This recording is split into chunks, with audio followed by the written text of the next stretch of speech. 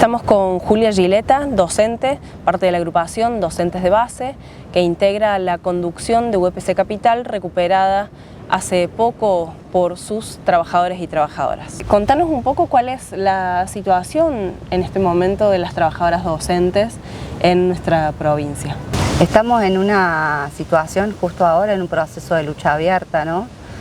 Por las condiciones salariales, pero toda la situación en que se encuentra la educación, porque venimos de muchos años de atraso salarial, digamos, ¿no? Que hace que muchas compañeras tengamos que trabajar doble cargo o buscar otros trabajos. Eso se encuentra un montón, y además una avanzada en la sobrecarga laboral con todo ese trabajo invisibilizado extra que tenemos los docentes, ni hablar de un hostigamiento con nuevas reformas permanentes que van imponiendo desde arriba. No podemos olvidar que se llevaron la vida de Silvana y de Karina por ese hostigamiento laboral.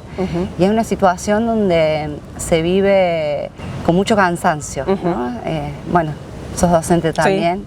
Sí. Y vivimos ese agotamiento mental, tanto de cómo sortear los problemas cotidianos que tenemos en las escuelas, como también ya no tener tiempo, ¿no? De pensar, de capacitarnos, de pensar las planificaciones, etcétera, por esa sobrecarga. Y creo que hay otro elemento que hace a la educación, a las trabajadoras de la educación, la mayoría mujeres, ¿no? Y muchas sostén de hogar, muchas salieron unas estadísticas donde es muy fuerte el número de las que son único ingreso, digamos, ¿no? Para sostener, pero también tenemos las trabajadoras del PAICO, las trabajadoras de limpieza, la mayoría somos mujeres, ¿no? En la educación, y en situaciones peores incluso que las docentes. Y ni hablar también de las familias, nuestros estudiantes, las familias donde ese ajuste, esa crisis se está viendo, el PAICOR, que cada vez hay más necesidad de ingresar, ni hablar, bueno, de la pésima calidad de la comida, ¿no? Y en momentos donde la pobreza deja de ser un número o un porcentaje, sino que lo que vemos día a día cuando entramos al aula, ¿no? Y a la escuela. Bueno, vos sos docente hace muchos años, somos docentes hace muchos años. ¿Notas que desde la pandemia esta situación que estás describiendo empeoró, pegó un salto? ¿Cómo ves eso? Sí, muchísimo. Más en general, no solo en la docencia, ¿no? Quienes somos, quienes movemos el mundo, ¿no? Los y las trabajadoras que realmente sin nosotros, sin nosotras se paraliza todo. Y por otro lado mostró la avanzada en la precarización, el desfinanciamiento en educación, bueno, en salud, en todos los ámbitos, ¿no? Pero en educación se vio muy profundo porque nos dejó a los docentes sin herramientas concretas, ni hablar tecnológicas, a nuestros estudiantes también, que muchos quedaron por fuera de un plan supuestamente virtual que realmente no existió.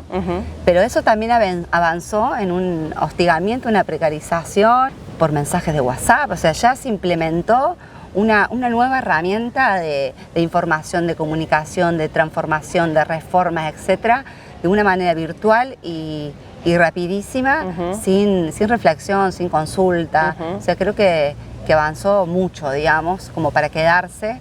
Pero bueno, también está eso de que, como decimos que movemos el mundo, podríamos paralizar el mundo también, ¿no? Y por ahí cómo empezamos a organizarnos por abajo para eso. Bueno, vos decías esto, ¿no? De que podríamos paralizar todo. Estamos cerca de un 8 de marzo y una de las consignas o gritos que pronunciábamos era, bueno, si nuestras vidas no valen en el marco de los femicidios, de los ataques permanentes, bueno, produzcan sin nosotras. Y un poco esta historia de llamar a los paros en nuestras tareas pone al descubierto qué pasaría si paráramos. ¿Cuál crees que es el rol de las conducciones sindicales, de las centrales sindicales, en esta situación donde distintos gobiernos nos han llevado a este escenario que vos mostrás y qué tendríamos que hacer? No, las burocracias sindicales vienen siendo brutales, digamos, ¿no?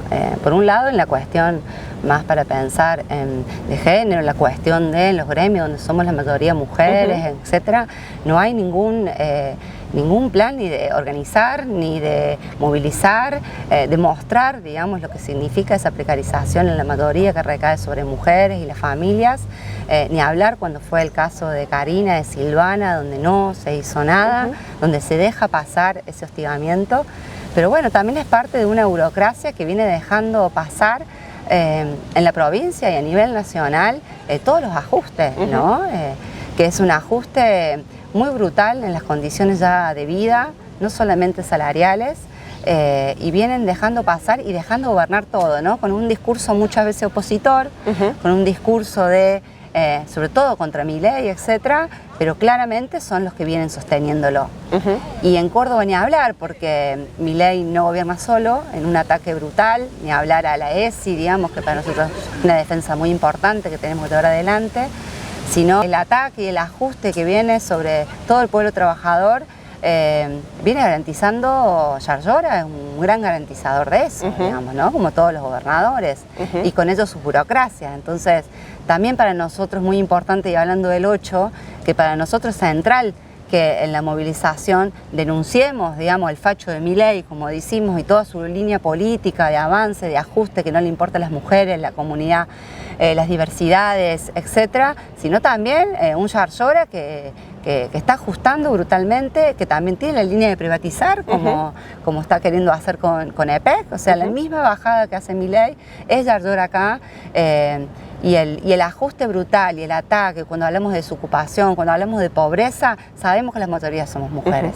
Y que no sea un paro aislado, ¿no? Como nos tiene acostumbrada la burocracia sindical, sino que realmente sea el inicio de un plan de lucha real que necesitamos los y las trabajadoras, ¿no? Creo que queda demostrado que el plan que tiene Milei, el plan de los gobernadores cómplices como el Yarlora en Córdoba, el FMI, ¿no? Totalmente dirigiendo todo este plan económico, de pobreza, etcétera, los empresarios que están avanzando, ¿no? en este lobby para privatizar o también para despedir, no va más, digamos. Y ahí me parece que es la importancia de cómo construimos por abajo esa fuerza enorme y esa coordinación para imponerle a las burocracias lo que necesitamos, que es un plan de lucha continuado para mostrar otra perspectiva política que no es esta, ¿no? Que nos lleva a la pobreza y el hambre. Bueno, recién decías la potencia que puede mostrar la clase trabajadora, ¿no? Si paraliza y si sale a las calles. Para este 8 de marzo, justamente desde Pan y Rosas, como feministas, socialistas, queremos poner en pie la perspectiva independiente de la clase trabajadora, porque sabemos que las mujeres y las diversidades sexuales no somos minorías, sino que somos parte de esa potente clase trabajadora, que es la mayoría de la humanidad y que puede mostrar una transformación radical en esta sociedad en la que no haya opresión, no haya explotación. Por eso este próximo 8 de marzo te invitamos a movilizarte con nosotras contra el facho de Milei, contra sus cómplices gobernadores, contra este plan del FMI y los empresarios que no va más, y por una perspectiva de transformación radical de esta sociedad. Súmate, que este 8 de marzo sea un primer paso.